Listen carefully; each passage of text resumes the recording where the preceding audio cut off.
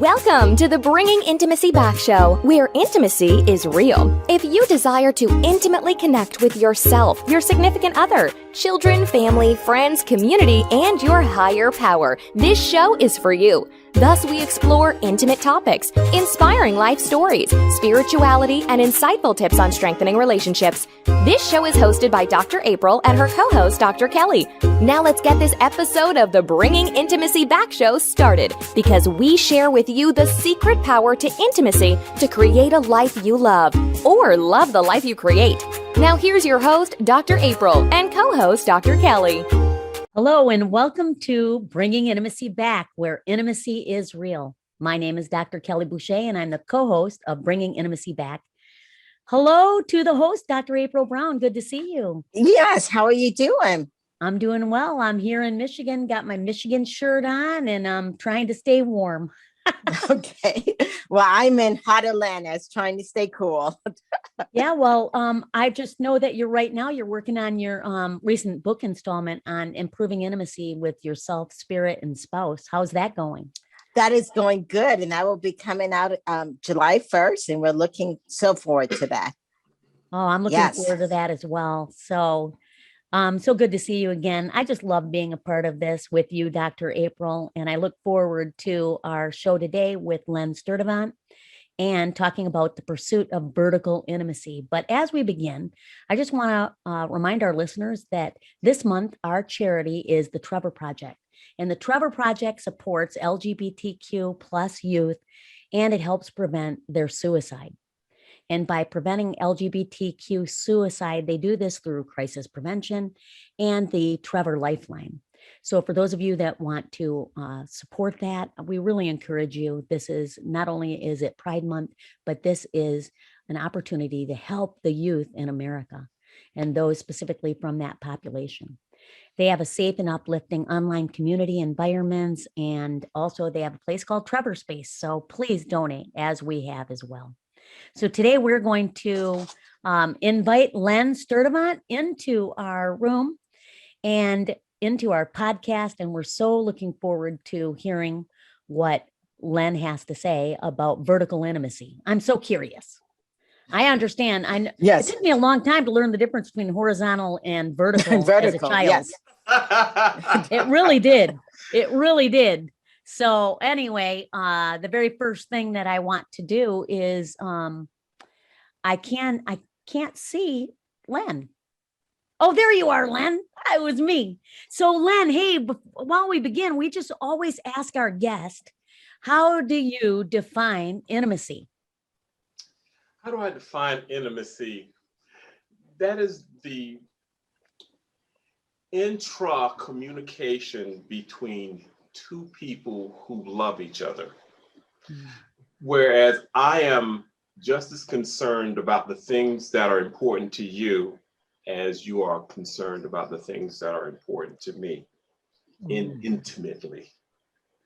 So that's that reciprocity that you're talking about. We look forward to digging in a little bit, but let me introduce a little bit about you, and then you're going to fill in the gaps, okay? Okay.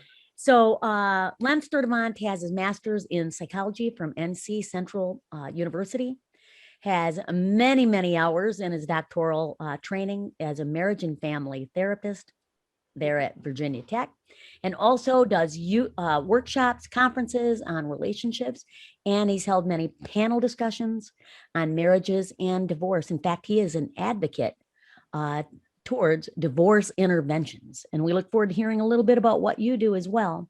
So you come to us with over a decade experience in marriage and family counseling.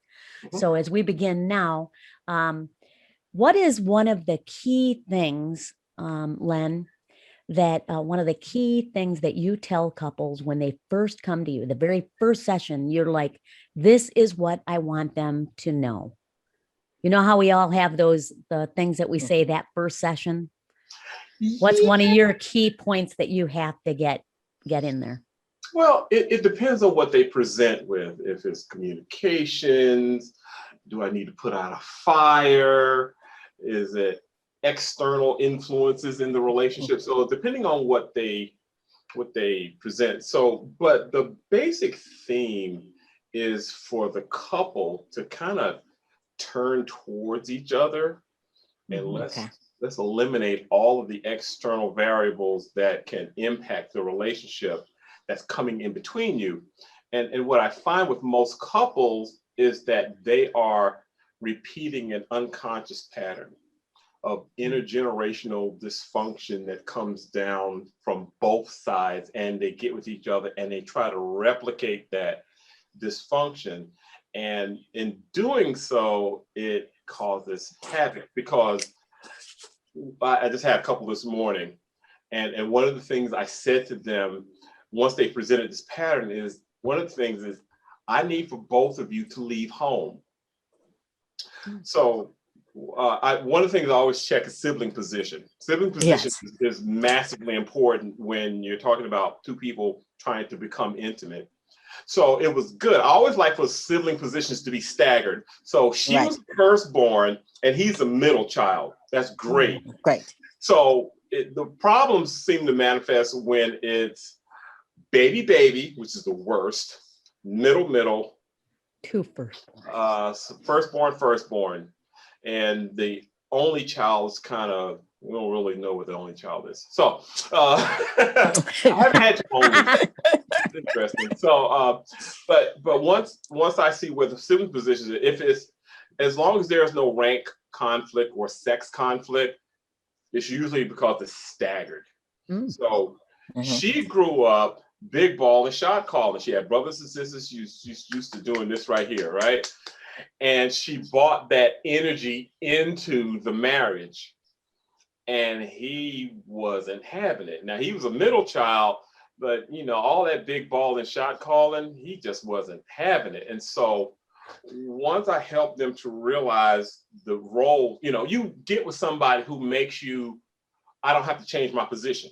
So if I'm attracted to you because I can play my role. So if I'm big ball and shot calling, I'll pick a woman that'll let me big ball and shot call. That way, everything stays consistent, because my brain, our brain, your brain, everybody's brain hates change. Any little slight variation, it always comes back to center, regression towards the mean. So it's important to know that when these two couples come together, they're coming out of enmeshment, basically. Most, some enmeshment, some fusion. And once we can sever the ties with the family, then we can kind of form a new corporation, because we're merging corporations. I'm bringing in my corporation, you're bringing in your corporation, but we don't want the intergenerational dysfunction. So we kind of look at how they came through all of this dysfunction, and what are we going to do different, because we don't want to repeat the patterns that we came from. So I look for sibling position. I look for the current problem. And usually the current problem is some mix of the past trying to come into the current. And so once this is why I do 2-hour sessions with couples. Oh, right. 2-hour session. Yeah. You have to. We have 3 people trying to talk. And I swore, I said I would never do this. Oh, I'm sorry. It's the end of our 50-minute hour. We'll pick back up here next week. I don't do that ever, never. I hated doing it in my internship process. And I said I would never do it to a couple. So 2 hours, and 20%, this is strange, 20% of my couples go past the 2 hours. Yeah. Wow. So it's a lot of stuff. The first 50 minutes, you're ascending, and then once you hit cruising altitude, here's where we get the work done, up here. That's when you can take your seatbelt off on a plane. We're at 10,000 feet Yes, exactly. That's time to walk around and get this done. You are free to move about the cabin, and that's why I want to get them up here, and so we can get the work done. And with about half-hour left, I start the descent. Just really smooth landing, and kind of tie up loose ends and zip everybody up before I let them go. So it's really interesting how couples manifest, and it's just looking at how their intimacy is crafted. Because I'm very psychodynamic, and I'm very family systems oriented. So I got this beautiful merge between between both systems. And so I can see the family, I can see the past, I can see the abstractions with the psychodynamic connections. It's just do you have them do genograms? If necessary, I got the software and all that stuff. So oh wow. I kind of do the genogram in my head. So if I had a schizophrenic uncle that was, my mom had a schizophrenic brother, and I'm trying to figure out why my child is acting this way, I'll kind of say, well, you got this in your background. Maybe it has something to do with, it's in your family. And so we can begin. That makes sense. You know what, Len? You talked about intergenerational dysfunction. I'd like you to dig a little bit deeper in that, because I think you're really onto something. A lot of times people focus on individuals conflict just themselves growing up, but not marrying the two together. You're merging, like you said, a corporation. So can you define intergenerational trauma for those that may have just missed that at the beginning, so that we can delve deeper into this? Intergenerational dysfunction usually results from some type of trauma, some type of cycle and or pattern that keeps coming down each generation. So if I come from a family of alcoholics, my great grandfather was an alcoholic. My aunt was an alcoholic. I had several cousins that were alcoholic. So all of this intergenerational dysfunction and alcohol just keeps coming down until somebody decides to fall on the sword and put an end to all this intergenerational dysfunction. It could be violence. It could be alcohol. It could be molestation. It could be incest. All of those dysfunctions that come down that go unaddressed. Problem with it going unaddressed is that the child of those parents will become the burden bearer of those secrets. And because I have couples come in all the time that say, well, I don't know where she got that from. She's never seen me do that. I couldn't, And so here's where we whip out the genogram. Says, okay, well, let's go up the genogram and see where it came from. Say, aha, you had a auntie that was put in an insane asylum because she had this alcohol problem. And that was the aunt that nobody ever talked about. And so as it's like this secret is encompassed within the intergenerational dysfunction, and secrets have to be talked about. You'll hear people say, oh, it's a generational curse. We just curse with alcohol. I'm like, okay, all right. So I'll use your language. But it's usually a cycle or a pattern that goes unaddressed and the needs aren't met. And so it starts to manifest. Because if we don't talk about it as parents, our children inherits that energy. And until we talk about it, and I see it's funny, this is why I like having the whole family in the room. Right. Because inevitably, the burden bearer of the secret I've always seen this, the burden bearer of the secret always gives up. This is a bunch of BS. I'm getting out of here. This is a little too hot for me to handle. So, and I always let them no, let them go. Because now we're getting into the intergenerational secrets.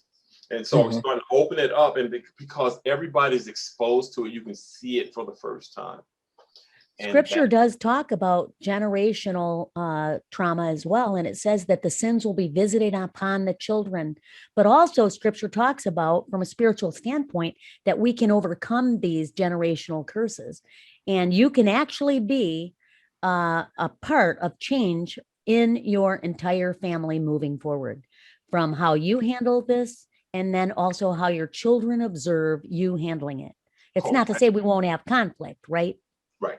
Yeah, you have to model. See, once you decide to do something about it, it is incumbent upon you to see it all the way through. So let's talk about those things, and it's usually shrouded in secrets. There are no secrets in families. It's only a conspiracy of silence. And so this is when you start to address the secrets in the family, those things that you can't put your hands on it. It's like you're fighting a ghost. But that secret is so powerful. It has so much energy in that secret. You're swinging at ghosts that you can't hit, but I can hit the person in front of me. And so the secret kind of goes back and forth, and my triggers are going to hit your triggers, and those secrets are going to come out. Inevitably, those two have to discover what it is that's, when I hear this, we're having problems communicating. Very few couples have problems communicating. The sender says something to the receiver that they don't want to hear about themselves. Right. So what my job is to do is to help you to hear what it is that's being said about you, so that you can kind of begin to look into, some self-introspection and begin to the process of, because you never spend time with the children. You're always away. You never participate in the second shift when we come home. You come home, flop on the couch, have a beer, and I put in 40 hours too. Well, I saw my dad do that, and and mom fixed everything. I said, well, yeah, that was back in 1940 when women didn't have education and jobs. Well, so that variable has changed a little bit. So a lot of husbands, I have to get them to participate in second shift. But they grew up patriarchy. Patriarchy was the rule when he grew up. So, mom took care of everything, and dad brought the money home. Mom handled the bills. He'd give her the check, and he kind of flop on the couch. So, and that really, what I have heard from this first part of our time together so far is that vertical intimacy has a lot to do with communication. No surprise, correct? No surprise. Yeah, I like to break vertical intimacy down. 5 love languages are a perfect example of vertical intimacy. Horizontal intimacy is easy. Okay? Yeah. And ever since sex got easier, love got harder to find. So how well do we get along on our feet? Because that's where the party's at. Sex is 20%, if that much, of any relationship. Your relationship isn't going to thrive on 20%.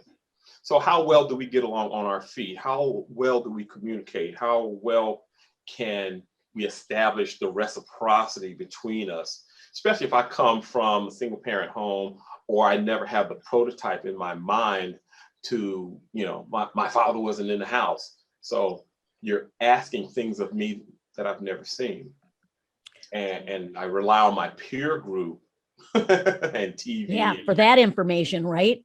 Well, Len, we're going to take a break right now. And when we come back, we're going to dig a little bit deeper with you and your knowledge and your toolbox there on how vertical intimacy impacts romantic relationships. So here we're going into our very first break, and we'll be right back with you. Are you wanting a vacation in paradise? A vacation to rekindle the passion? A vacation without the kids? A vacation where you can learn how to communicate, where you and your partner actually hear each other and gain insight? If so, vacation counseling is your next vacation. Dr. April Brown has created vacation counseling in Southwest Florida as a perfect option for you and your partner. Our retreats are one couple at a time. We have a variety of packages available to choose from, including virtual couples retreats. If you and your partner are interested in the vacation counseling, please visit us at vacationcounseling.com for more information on pricing and packages. Also, follow us on Instagram and Facebook. To keep track of the latest news, stories, activities, or coupons on vacation counseling and Dr. April's other services, we encourage you to sign up to receive a monthly newsletter called Intimate Connections at draprilbrown.com. Remember, if you and your partner are struggling with communication and intimacy, and you all are looking for a retreat to connect, vacation counseling can be your next vacation in Southwest Florida.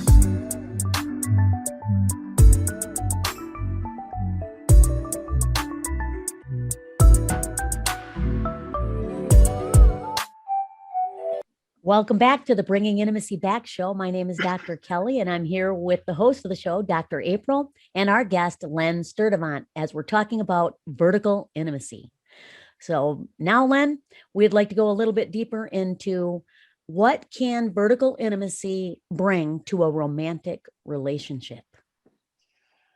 That's 80% of the relationship. This is where you're going to spend most of your time developing the relationship, since sex is only 20%. So And I think first off is you have to become conscious of the fact that vertical intimacy is a real thing, because everybody, I mean, sex is easy.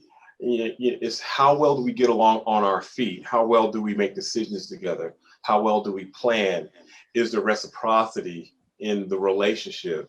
So when I hear the communication problems, one of the things I try to look at is the breakdown of why wasn't reciprocity a part of the relationship? Because if I do it for you, most people respond in kind. I do it for you, you do it back for me. We have this beautiful rhythm going to the point where I don't even have to tell you that I need tires on the car, or I need something done. You know, one of the services of vertical intimacy is time, touch, affirmation, gifts, and service. So those become the currency of reciprocity, and we just go about establishing, you know, what is my love language. And so I usually have couples to take the love language assessment and to discover what is it about them that the other one doesn't know. Once they complete the assessment, I have them to switch papers and that they do what the other person likes. So if my love language is services, I think services is the hardest one. If my love language is services, then if it's my wife, then I'll go out and buy her a set of tires. I'll borrow a car one day and go out and, you know, get her tires and get the car cleaned and get it tuned up and bring it back into the garage. You don't have to thank me, but upon her noticing that, then she's going to want to give me something of what I want. But yeah, so that's to infer that she, her love language is acts of service. Right. So knowing what your significant other and your spouse's love language is, because if you're trying to show with acts of service and acts of service is number 5 for them, and this is free, the 5lovelanguages.com, that's a free assessment that you can actually get your results and then go through those. So you have both couples, each individual will take those, and then you have them swap their papers out. I need to know what your love language is. And so it's like, oh, well, I didn't know she likes gifts. Oh, okay. You know. Oh, no wonder I got in the doghouse. What? And if it's gifts and words are 4 and 5, and you don't give a card or a gift on any holiday, that's a doghouse too. That's a really big doghouse, especially if you don't remember my birthday, you don't remember my mama's birthday. Yes. Len, I was wondering, as you were talking, and we're talking about reciprocity, what stops people from that reciprocity? Is it that they're not, and you've mentioned before about being unconscious in the consciousness. So I wonder if that has something to do with it. It does. Usually what stops reciprocity is age regression. So when couples go into conflict, when they go into parallel escalation, when they start both going up, the age goes down. It usually goes down to the trauma, where I experienced the greatest trauma. So if I experienced trauma at 13, I'm going back to that age. Only this time I'm going to defend myself vigorously. You better believe it. Yes, I like how you put that, because I call it flooding, but I like how you put it that they go back to those ages of trauma. Yeah, I see couples age regress right in front of me. Well, you never come home. Well, you don't like it when I am home, and then you just see this parallel escalation, and it's a cycle pattern. They hit the top of the cycle, they come right back down, they rest, they hit a tree, you hit a trigger, I hit a trigger, we hit triggers, we go all the way up, and then we just keep this going. So Len, has age regression been coined? Has that term been coined yet? Or is that yours? Because I haven't heard of that. I've heard of biological age of trauma, flooding, but. Age regression is kind of like from some of the inner child work I do. Okay. So I know that once I get triggered and I try to get my adults, this is I am, this is the synonym for in adult mode. So if I'm in adult mode, you know, it's hard for me to, you know, it's hard for me. It should be hard for me to switch. But when my adult panics, my child steps in. How old is your child, Len? I'm 14. Oh my God. I'm 14 about during that. 7. You're 7? How old are you, Dr. April? I think I'm sometimes maybe 5. I don't know. Yeah. Oh, I'm 14 and all at that. So yeah, that I like that. IAM in adult mode.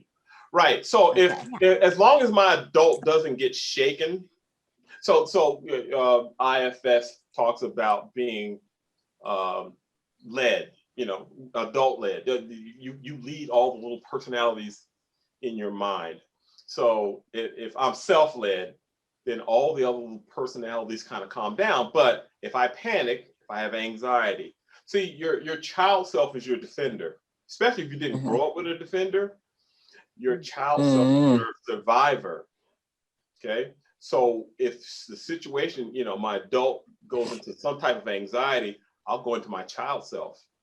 I feel like I'm in therapy. I'm loving this. I needed this today.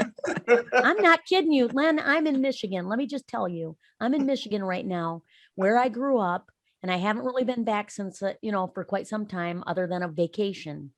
And I have been apprehensive, thinking, am I going to be 14 all the time now? Are you near your parents? No, they're in heaven, but at least one of them I know is. Okay, but back to this. No, I'm not near my parents, but I'm near where we grew up. So yeah. Okay. Because usually when kids go home, they switch into the child self. Oh, it's yeah. Really easy. So as soon as you get in the house, I need you to go out there and cut that grass, and I need for you to go to the store and pick up something. Like, wait, 37 years old. What? Why am I picking? Why am I cutting grass? Yeah. So it isn't until you know, Mom, you need to hire somebody to cut the grass, or we'll get somebody to come by and cut the grass. I'm not doing that anymore. Because when you come home, Mama expects everybody to fall into their role. Right. But, and you have a hard time setting boundaries when you feel like you're a kid. Hard, because you don't want to children deify their parents. You can't not do it. So when you go home and it's Christmas or Thanksgiving or whatever that role you played growing up, you go right back in, and you just, as soon as you walk in the door, you just come right out of that, come like out a hat, like changing hats. Yeah. Well, I want to talk a little bit more about those roles and how they shift when we come back from our next break.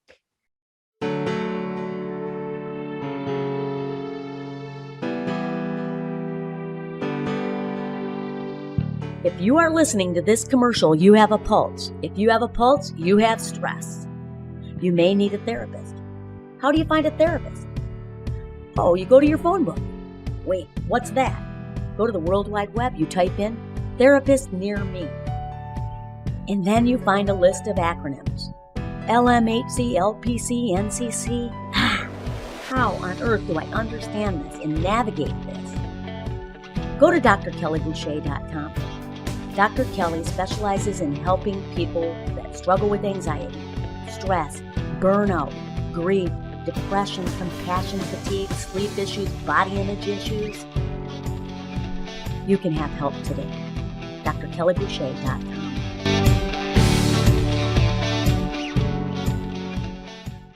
Welcome back to the Bringing Intimacy Back show, where intimacy is real. I'm here with Dr. April and Len Sturdivant, who is a marriage and family expert and relationship guru. At this point, I'm like learning so much. Len, we're going to delve a little bit deeper on how that child self that sometimes surfaces in our vertical relationships. And I think about vertical, and I'm 5 foot tall. And so I've been 5 foot tall since the 5th grade, never grew a single inch. But when we talk about vertical intimacy, and when we revert to our child self, how could that possibly be? You can't have intimacy without having somebody look inside you, that into me you see. So what would you say to our audience and those that are listening on how they can delve deeper into a deeper relationship with themselves and the person that they're having a relationship with? in this vertical intimacy? Well, that if I'm with my loved one and we we are attracted to people who remind us of the parent we had the hardest time with, because they vibrate on the same frequency. You could be in a room full of 100 people and you will dial in on that one person. It's like, that's her. And you will be drawn towards each other in this, you know, and you hear people say it all the time. I feel like I've known you all my life. Well, yeah. You vibrate at the exact same frequency as my mom or my dad. That's not gender specific. I could be attracted to a woman that reminds me of my dad. Yeah. So, so we're drawn to each other with your brain is attempting to complete the past. There's a part of your memory that has absolutely no sense of time. 2 years ago, 20 years ago, don't matter. Brain is looking for the moment to reconcile that pain. And so we are attracted to people who vibrate at that level so that we can complete the past. It's natural. If you were to look at my last 2 exes, they were cookie cutters of one another. They were just like my mom. Wow. You need to find somebody like your dad. Well, that's even scarier. So no, I tell people, you know, say, well, I don't want to date my mom. I don't want to do that. I say, well, how do you love yourself? Here's where we start to go deep. I never thought about loving myself. I've been distracted from myself. So if I grew up and if there's enough brothers and sisters in the house, one was a caretaker, one was a superstar, one was a scapegoat, one was angry, one was rebellious, one was a mascot, one was a comedian, one was highly religious. So if we got enough kids, these kids are going to fall into roles that keep mom and dad together. The message the family sends to me if I'm the superstar is, we like you as a superstar. But that's contradictory, because my authentic self is beside myself. But I only get love when I'm a superstar. So I go off to college and I get all kinds of football scholarships and dean's, you know, full rides and all this stuff. And the interviewer says, how do you feel? Well, my family likes it. Well, what about you? I'm just fulfilling my role. I don't feel anything. So meantime, he's beside himself. The authentic him comes out, but nobody likes the authentic self. We don't like you when you're being your authentic self. We don't like that. Wow, what message does that send? Oh, yeah. Well, we only like you when you can play. See, all of those roles that I mentioned, those are false selves. That's a false self. That's not me. That's what my family wanted me to be. So when I ask the question, how do you love yourself? You don't know who self is. You don't really love the false self. You love the authentic self. And so what I help to do is to kind of bring that authentic self out and introduce you to this person for the first time that nobody really liked. Yeah. You know, we have guests that enter information in or questions into the chat boxes and or call in. And I have a question from an audience member, Evelyn, who wants to know more about the systems approach that you're talking about. The systems approach is kind of like, if you can imagine a mobile. You ever seen a beautiful piece of art that's a mobile, and you got all these little highly balanced pieces that are coming off of this mobile?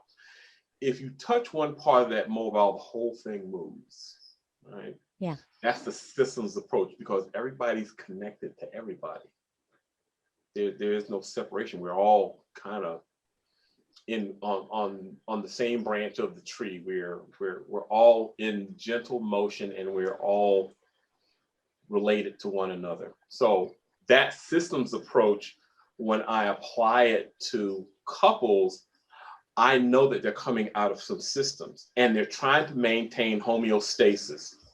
I want to play with the role I played here and the role you played there. We kind of want to come together, and we kind of want to play the same role. And if you let me play my role, I'll let you play your role. We won't learn nothing, because this is what our brain wants: homeostasis, a steady state. But you don't really grow in a steady state. You grow when there are differences. You grow when you have to accommodate, or you grow when there are challenges presented to you that you aren't accustomed to. It takes you out of your groove.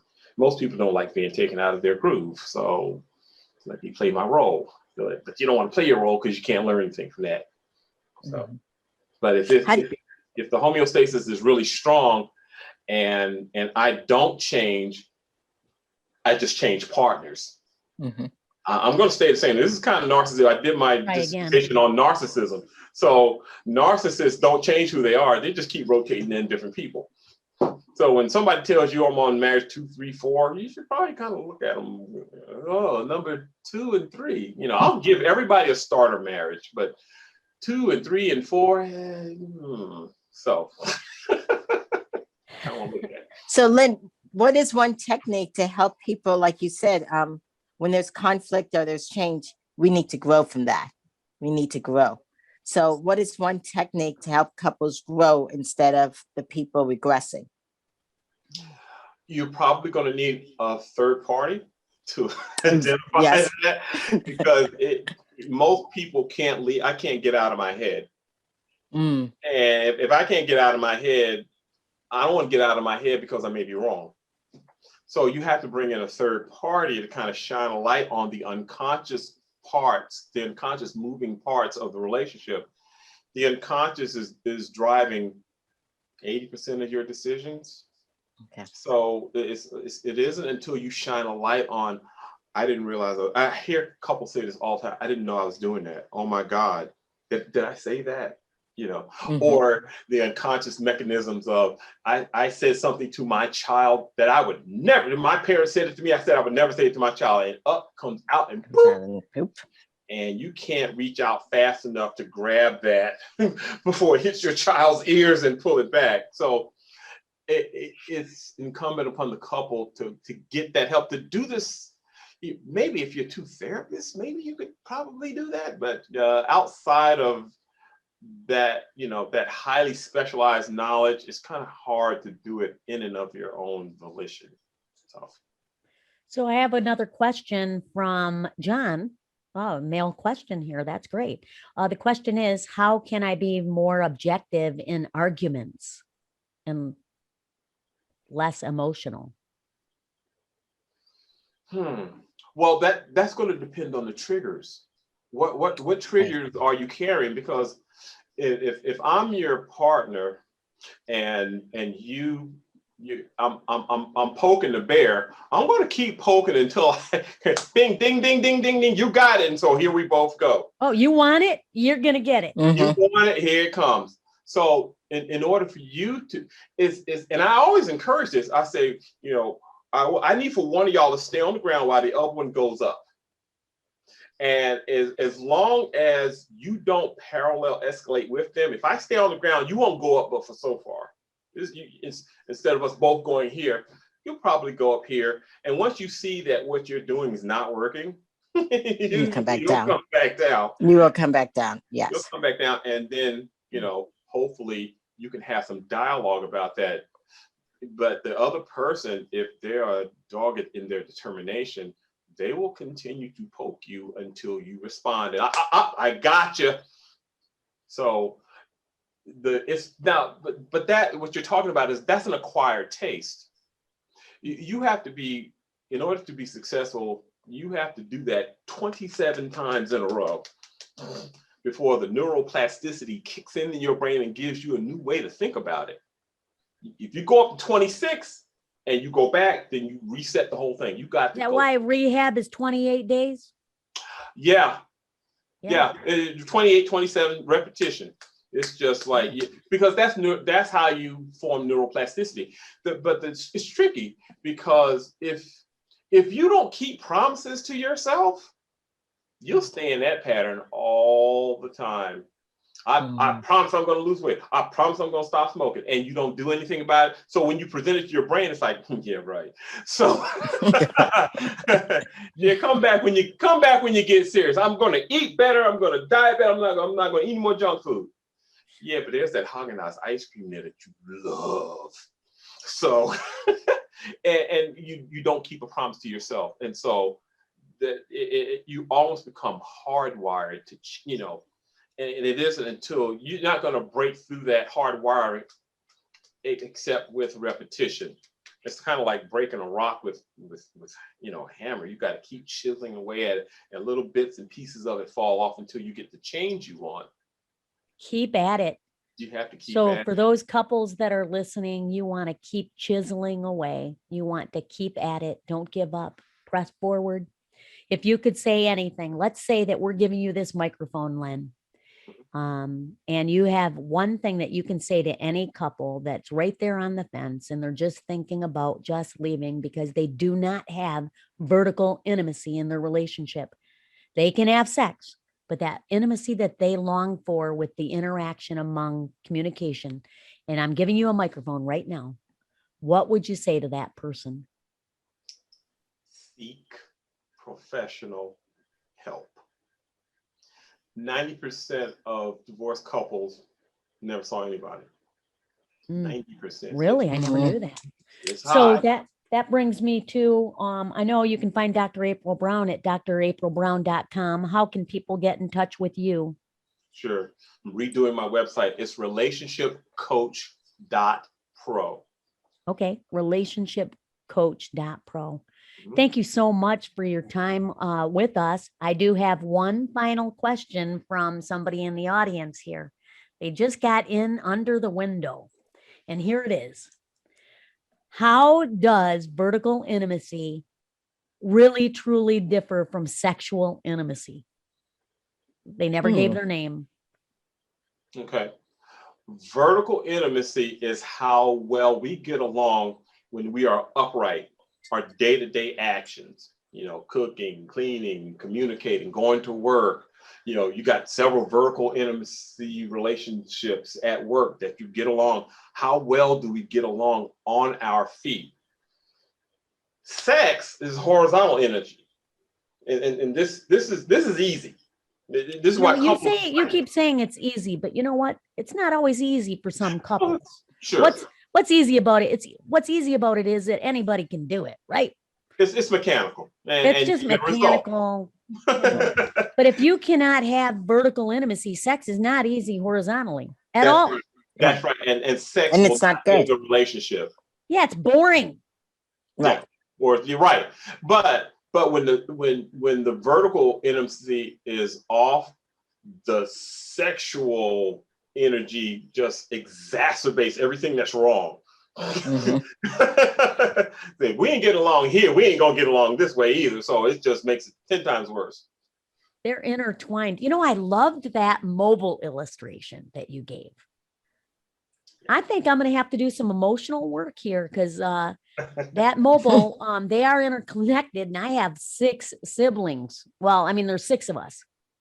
That's how we were raised. Now, a couple of them have since gone to heaven, but I'm going to have to do a little bit of work. So for homework, if you go ahead. What's your sibling position? Oh, I am third born. Okay. So I think I'm quite funny. Okay. And I'm a twin. So yeah, and the firstborn of the twin. And my love language is time and touch. And I say, if you spend time touching me, I'm happy. There you go. Yes, the middle child is always perfect. So yeah, right. I never expected a mirror. I'm not sure what Dr. April Brown has experienced in this podcast today, but I just never expected to have a mirror held up to me today. And I want to thank you for your influence in my life today. I'm going to do some of that work. I'm going to go back and I'm going to take the love languages test that you can find at 5lovelanguages.com with, I believe is it Gary Chapman? Chapman. Mm-hmm. Yep. Yes. And I'm going to take that to see if they're still the same. They pretty much stay the same. Mm-hmm. Want to encourage I know that the birth orders, the firstborns that marry, the two firstborns, they're the highest divorcing couple, the highest divorce rate. Secondborns Yes. are the most, two secondborns that stay together, they rarely divorce, but doesn't mean that they shouldn't have. Well, I mean, but you have to leave home. The problem is I'm replicating what I came from. And I don't care what the sibling, or even baby, if what I try to focus on is getting baby to leave home, because they're so used to being told what to do. Like, y'all leave home mentally, physically, spiritually.